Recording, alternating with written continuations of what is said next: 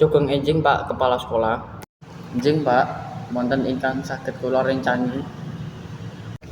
Kula ajeng badhe nglaporaken perkembangan sinau siswa kelas 10 TM. Nggih, monggo kados pundi kasil sinau piyambakipun sedaya satebih puniki? Kalih umum cekap sae, Pak.